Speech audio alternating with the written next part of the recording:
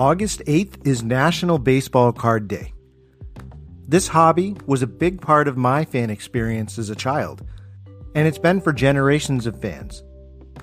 From simple images and packs of gum to digital, motion-enabled options today, baseball cards continue to let us collect our favorite players, teams, and moments. So when did these items first come into existence? The origin story is not what you would expect. The first baseball card, today on Rounders, a history of baseball in America.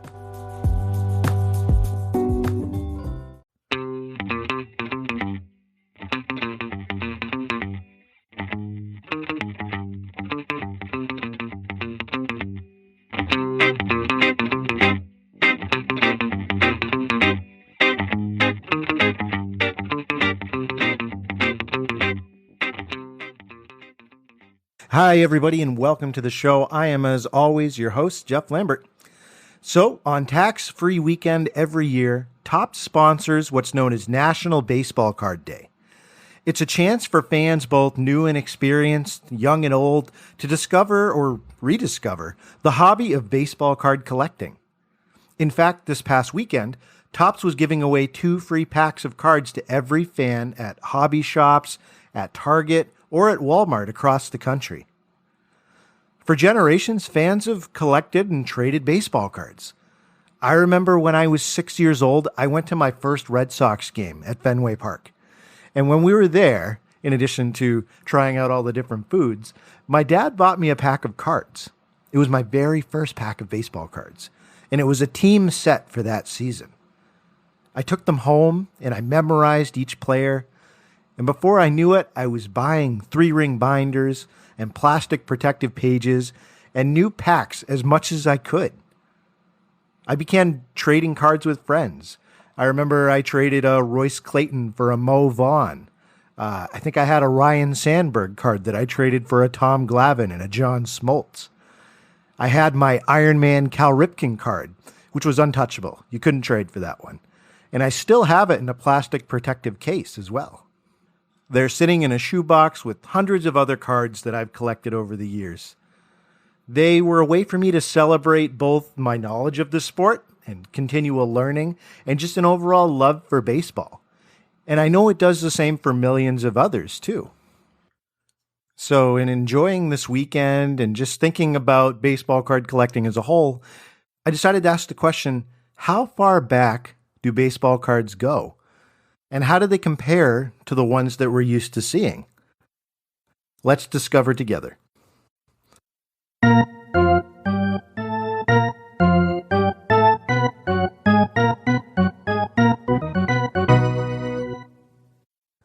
Baseball cards, at least in the sense of pictures of people in baseball uniforms, they've been around since at least the Civil War, since at least the late 1860s. There's even some evidence of early examples as far back as the 1840s. The invention of this medium, it coincided with 2 developments in American history. You had the rise of popularity in baseball itself in the United States, and you also had an increase in demand for this new technology called photographs, which was the hot trend at the time. Baseball was enjoying a surge in popularity thanks to the Civil War. Players in regiments from New York and other areas in the Northeast, they taught and played baseball with other troops they came across with, and then those players took it home to their towns and cities. We started to see clubs popping up across the country. Leagues would form, and soon after, we'd see the first roots of a national league take shape. If you're interested more in learning about the origins of baseball in America, I would recommend that you go check out episodes 1 and episode 8 of this podcast. So these first baseball cards that popped up sometime between the 1840s and 1860s, they were very simple compared to the modern baseball card that we think of. These early versions were given the name cabinet cards because they were images that one usually showcased on your kitchen cabinet in your home. They were portraits usually of entire teams, and they didn't contain any written information. In fact, they would have fit right in with an image of your family or other keepsakes in the household. companies weren't making these and selling them to baseball fans. The purpose of this image was to be a collectible. It was a personal or a family treasure to mark a loved one or a group. And there is a lot of debate on whether these cabinet cards should even be considered baseball cards. And I'll share a link in the show notes of an article that shares some different perspectives on the issue, including some quotes from Keith Olbermann, who has some opinions on the topic. But for the sake of the episode, let's count cabinet cards as the forerunner to baseball cards, in the collectible, not the mass-produced sense. So this wasn't humanity's first actual baseball card. The first baseball card was the result of an advertising effort, a way to catch the rising popularity of the sport in order to sell goods. In 1866, there were two business associates, Andrew Peck and Irving Snyder, and they decided that they were going to open a sporting goods store in Manhattan, New York. It was one of the first in the country to exclusively sell sporting supplies. The store gained some early success thanks to two inventions that they sold exclusively. One of them was a canvas tennis shoe. It had a rubber sole and two canvas pieces on the top. And then they also sold a two-wheeled inline skate. Both of these became very popular with the public. And as time went on, they became popular for selling baseball equipment as well. Now, some of you may be thinking, what's the big deal? It's a sporting goods store. But think about the time period, all right? The store opened a year after the conclusion of the Civil War. The nation was still in shock from a conflict that had really ripped the country in two. And over 618,000 soldiers died. People were tired of conflict, and they were looking for diversions. And at the same time, you had this continued rise in industrialization in the United States. And that created disposable incomes. It created off hours where you worked and then you had time to go and do things for fun. And organized sports were the perfect medium to fill that gap. So baseball stepped into this. And like we said, we saw, people picking up tennis shoes that were more comfortable and allowed people to be able to move better, and inline skates, diversionary things, sports, activities. So Jerry Hausman, he wrote an excellent article in the New York Times about Peck and Snyder, this store that was established by these two guys in Manhattan. And I think he really captured the time period and why the sporting goods store was like the perfect thing to be given birth during this time. He said, quote, "Although their emotions were still raw from the war, Americans found the rapidly spreading popularity of baseball was a common ground upon which to gather. Men that only a year earlier had tried to kill each other on the battlefield were now teammates on a ball field. Peck and Snyder Sporting Goods seized the moment and combined sports and pictures into one. Baseball fans no doubt loved it." End quote. So here we have Peck and Snyder, a fast-growing sporting goods store in New York, and they decided that to help market their products and their store in general, that they were going to start giving out unique trade cards. And trade cards were the 1800s version of a business card that we know today. There was the address of the store, the general information. It would show off featured items that were for sale, and it would have some sort of collectible nature to it on the other side of the card to get people to want to pick them up and either keep them in their home somewhere where people would see them, or to just not throw it on the side of the road as you went. So in the case of Peck and Snyder, they decided that their trade cards were going to feature something new and exciting.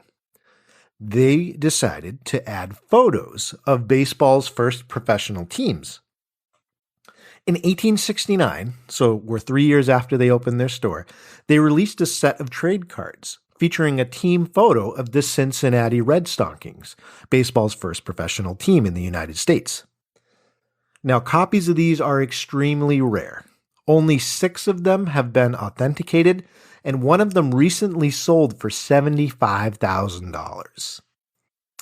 In 1870, Peck and Snyder decided to release more trade cards that capitalized on this trend of using baseball to be able to market their product. So they came out with this new set. And this new set featured team photos of more professional teams. The New York Mutuals and the Chicago White Stockings were both featured. They also released a new design in 1871 that featured a team photo of the Philadelphia Athletics. Now, these trade cards with the baseball teams on them, they were a hit. People loved them, and it coincided with the growing interest in the sport. As individuals would hand out these cards on city corners to individuals walking by, it became common for adults and young individuals to crowd around these individuals to get a copy of that trade card, which may feature a new baseball squad for you to be able to check out. Now, as mentioned, other businesses saw the success of these trade cards with baseball teams on the other side, and they began doing the same, even if they didn't sell sports gear. So we saw clothing stores getting into the mix. We saw dining establishments using these. It really became a popular means for people to be able to pick up your card and actually look at it and keep it after you looked at it. And there were other versions that were tried. It wasn't just baseball. Some companies decided to put U.S. presidents on the back of their trade cards.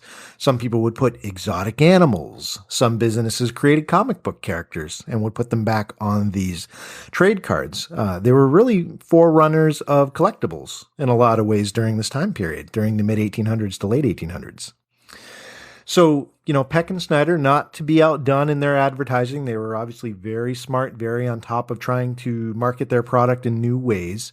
In 1875, Irving Snyder's little brother designed a catalog for their store, and the name of the catalog was called Peck and Snyder, Price List of Out and Indoor Sports and Pastimes. And this catalog showed off new consumer sporting goods that had, new items that people may not have tried before. And they would feature things like gymnasium equipment, magic lanterns, tennis rackets. They sold weapons ranging from knives to rifles. And they even got into non-sporting diversionary games like puzzles and banjos and just really all-around hobbies. And these catalogs became very popular again. They were ahead of the ball game in terms of being able to advertise their store. And while this show is not an episode about Peck and Snyder, I think, just taking a quick aside to understand the mindset of these guys and how good they were at advertising their store and just building up an interest, I think in itself is quite fascinating. And just on a final point to illustrate that, so they revolutionized the trade card, they revolutionized using catalogs to be able to sell products. In 1888, Snyder joined up with retired baseball pitcher A.G. Spalding, who you should recognize the last name. He also had aspirations at the time to rule the sporting goods world. The two of them formed a baseball world tour. And the goal of this was to go overseas and popularize baseball and, of course, to sell more goods. So this traveling show, they went to Australia, Egypt, England, France, Hawaii, Italy, New Zealand, all around the world, promoting baseball. And it really did help the sport grow just exposure-wise. They sold a lot of goods in the process. And it was obviously great advertising for Peck and Snyder, but it was also good for A.G. Spalding, as we mentioned. Now, according to biographer Mark Lamster, who wrote a book about Spalding called Spalding's World Tour, I'll put a link in the show notes, Irving had a secondary motive for the trip. He wanted to find an international buyer for 30,000 pairs of roller skates that they had in extra inventory. So while the main point of the trip was to promote baseball, there were ulterior motives underneath to move some supply along. Now, 1894 rolls around, so we're 6 years removed from this baseball tour. 1866 was when Peck and Snyder was first set up. It's 1894.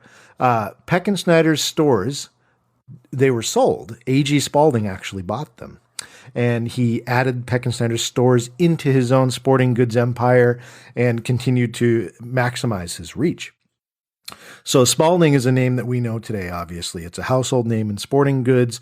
We see them everywhere, and they're still obviously very prominent in terms of selling baseball equipment. So what happened to Peck and Snyder? Well, they did get a pretty big payday from selling the rights to these stores, and they kept on working. They used that money to be able to shift their focus to manufacturing. So it ended well for them. It obviously ended well for Spalding. Peck and Snyder is not a store that you can go to now, but certainly lives on as a very important innovator in bringing along what we know today as the baseball card. So let's go back to trade cards. We know Peck and Snyder, they're responsible for creating the first actual baseball card featuring a professional team. And they created demand for pictures of athletes to collect and trade. But as mentioned, other competitors saw what they were doing and they tried to copy it. And one industry in particular took this idea of the team portrait, this collectible team portrait, and decided to take baseball card manufacturing to a whole new popularity level. And we will talk about how this hobby continued to skyrocket and turn into the baseball card we know today once we come back from the 7th inning stretch. Make this summer count with Harvard Summer School. With Harvard's free college programs, high school students gain confidence and insight into what college is all about, challenge themselves, and discover new friends. There are over 200 courses to choose from, including college credit courses, so it's the ideal way for students to learn something new, but most importantly, have fun. Visit info.summer.harvard.edu/Spotify to learn more. Hello, everybody, and welcome back to the show. We are talking about the first baseball card. Just to recap, we talked about some forerunners to the modern baseball card. We talked about cabinet cards, which were basically portraits of professional teams that one would play in, that were put on someone's cabinet or kept out as a keepsake in one's household. And then we saw trade cards pop up thanks to Peck and Snyder's store of using baseball's professional teams in order to sell advertising pieces. And the next evolution of what really became the first baseball card came from the tobacco industry. Now, you may be wondering, well, that's a bit of a jump. Why would cigarette companies get involved with selling pictures of baseball players and teams? Well, we already know that there was a demand for baseball themed memorabilia based on these trade cards. So cigarette brands like Old Judge and Allen & Ginter, they began copying what Peck and Snyder had done with their trade cards, and they also started printing professional team portraits on cards that they would place inside their cigarette packs. Now, these little cards inside the packs of cigarettes, they were always there. Companies just began using them in a smarter way. The cards actually served a functional purpose. They would keep the cigarettes from getting crushed and act as a sort of stiffener inside the package. So you pull out your cigarette. Oh, now that card has a collectible on it that you may be interested in looking at and keeping. And you might be willing to pick up cigarettes from these particular brands because of the fact that they come with these items. So in 1886, one of the country's largest tobacco companies, Goodwin Tobacco, they changed things up a little bit. They printed the first set of cards that were found in cigarette packs. But there's a difference here. It wasn't just pictures of teams. What they decided to do was they took all 12 players from the New York Giants and they featured them in different packs. And there was one card per pack. So if you want to collect them all, you have to buy more packs of cigarettes. Between 1886 and 1890, Goodwin Tobacco printed cards all over the place. They had 5,000 professional baseball player cards and almost 3,000 variations of those portraits. So there were plenty to collect, and it really helped with sales because, again, people have a dual purpose to purchase these products. They're obviously purchasing cigarettes, but they're also getting a collectible item that they can add to their scrapbook, to their collection. And you can actually find these pretty easily from my research, ones of these late 1800s Goodwin Tobacco baseball cards. You can find them in hobby shops, collector sites, or even on eBay for about $100 or less. And the reason that they're a little bit cheaper, than what we talked about in terms of the first iterations of cabinet cards or trade cards is because collecting these became a hobby in itself. And a lot of times people wouldn't treat these very well. So most of these cards that are available on the cheaper side, they come in kind of poor condition. They're faded or they have damage. And the reason that they're damaged is because people would put adhesive on the back of these cards, these cigarette cards, and they would put them in notebooks so you could see their collection. So, of course, when they're ripped off and sold individually, they cause damage. Now, there were, just like today, these cigarette cards had popular players that were on them that people would want more than others. And some of the in-demand player cards of that time included players like Cap Anson, King Kelly, which we're going to be doing an episode on here in a couple weeks, Buck Ewing, Charles Comiskey, and Charles Haas Radbourne. So even out of this, 5,000 different players being on these cigarette cards, you had people starting to favor, obviously, their favorite players and wanting to collect those in particular and getting the different variations of that player. So you see the roots of baseball cards really starting to build here in these cigarette cards. Now, keep in mind that these cards were much smaller than the ones that we know now. They were usually only about 2 3/4 inches tall, 2.75. So they're smaller, and they would fit in, of course, a cigarette pack. So that's really the first iteration of you could say, the baseball card in terms of individual players that we see today. But baseball cards took another evolutionary leap in the 1930s. Thanks to a company called the Gowdy Gum Company. They decided to take a step by selling candy that included baseball cards in packs of gum. A man by the name of Enos Gowdy, he had been an employee at Beeman's. Beeman's gum was like the popular candy during the late 1800s, early 1900s.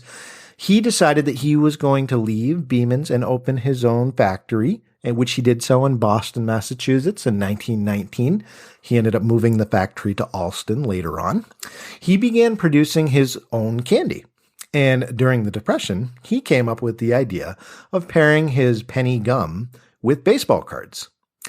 Now, he's still competing with cigarette cards, but he decided to add his own twist to how they looked, and this was important. So basically, when he launched his baseball card with the gum, they were very colorful styles of baseball cards, unlike the others, which often were black and white or were faded kind of versions, and the players weren't really smiling, or they would show full body portraits. His were different. They featured bright colors like yellows and light blues, and they would have more close-ups of the players from like the chest up or the waist up. And this really helped with the popularity of his brand of baseball card. So these bubblegum cards kind of took over in terms of popularity, and they were targeted specifically at children because candy was obviously something that kids wanted, at least more overtly, as opposed to cigarettes. And so we saw kids start getting into collecting baseball cards more and more as well. Now, World War II rolled around and baseball card production really came to a halt during the conflict because there was a lack of supplies for production. But the culture of collecting was already entrenched, not just with adults and cigarette cards, or kids for that matter, let's be honest. I'm sure kids collected the cigarette cards too. But now you have bubblegum cards that also were popular. So by the time World War II ended, you already had this American culture of kids collecting cards or collectors collecting these different variations of these players and assigning a value to them and having these special collections. So baseball card culture was alive and well. And after World War II, we started to see companies pop up whose sole purpose was to produce sports cards. So to illustrate that, in 1948, Bowman was established, and they launched sets of black and white cards, and their exclusive purpose as a company was to release sporting cards. In 1949, Leaf was established, and they separated themselves from Bowman and the cigarette and the gum cards by again changing the design of these cards, and they would feature these beautiful color player cards. And these were the first cards to use like really vivid color after the end of World War II. They were also the first cards to feature prominent African Americans, especially in their younger seasons. So Leaf was responsible for releasing cards by Jackie Robinson and Satchel Paige. In 1951, the Topps Gum Company, keep in mind the Gum Company, was established. And they created what we know of today as the modern baseball card. And I think it's important to note that Topps started as a company that sold candy with baseball cards. They were hopping on what we saw earlier from the Gowdy Gum Company. Now, Topps had a lot of competition. You know, we already talked about several companies that had already been established whose sole purpose was to produce sporting cards. So they needed a way to differentiate themselves. And in 1951, they were able to do that thanks to one of their employees who was named Cy Berger. Cy was at home one day and he was at his kitchen table and he came up with the idea, just using some paper and scissors, for redesigning what the baseball card looked like. And he submitted the design and it was approved for the upcoming 1952 season. Now, these were some of the hallmarks of the ideas that he submitted, and he is responsible for the baseball card that we know today. So his original ideas that were submitted, that were obviously picked up for the 1952 season for Topps, he decided to make the card bigger, and he set the standard size for what baseball cards still are today. The design that he created included on the front, along with the picture, the player's autograph, which would be taken when they signed a contract with Topps. It would include the team name and the logo of the team on the front as well. And this is the big differentiator. On the back of the card, you would have the player's height, weight, statistics, and some sort of short biography. And this is the first time that we saw wording added to these, and not just some wording, like an actual background of the player that was put on the back of the card. And this is the birth of the first baseball card that we know and love today in terms of being a complete collectible item. Now, for his contribution, Cy was elected to the Baseball Hall of Fame in 1988. Fleer and Donruss came along in the 1960s because the hobby continued to skyrocket in popularity, and baseball card collecting became both a popular hobby and even a lucrative career for some. And that brings us to today. Baseball cards are at another evolutionary point. All these major companies have at some point in the past 10 years, they've released digital baseball cards. And they have apps and websites that are trying to encourage a new generation of collectors. But overall, the hobby is in decline, at least what we saw from the 1950s after World War II. But that doesn't mean baseball card collecting is over, not by a long shot. And yes, you could look at baseball card sales overall, and of course they're not going to match. But the idea of collecting cards, that hasn't gone anywhere, and there is a culture of that ingrained in youth today. Just look at the popularity of Pokemon cards, or Magic the Gathering, or Yu-Gi-Oh! The love of collecting items is still there in physical form. And I think it's important to remember that card collecting comes with a love for what's on that card. And that's on all baseball fans to share with their loved ones. You have to share a love of the sport in order to get people interested in baseball. And baseball card collecting comes as a result of that. So take the time. Go buy a pack of cards for your kid. Go take them to a baseball game, or just take them out in the yard or to the local park to play some catch. Those are the moments that plant the seeds of a love for baseball. And in turn, baseball card collecting will live on as long as there is a love for the sport. So there you have it, ladies and gentlemen. That is the story of the first baseball card in the United States. It's not a straight shot. We saw different evolutions for it to become what we know of today. But at its core, again, it's about people loving baseball and wanting to collect pieces of the sport that they love for their own personal collections. Thanks so much for tuning in to another episode of Rounders. And remember, there are only two seasons, winter and baseball.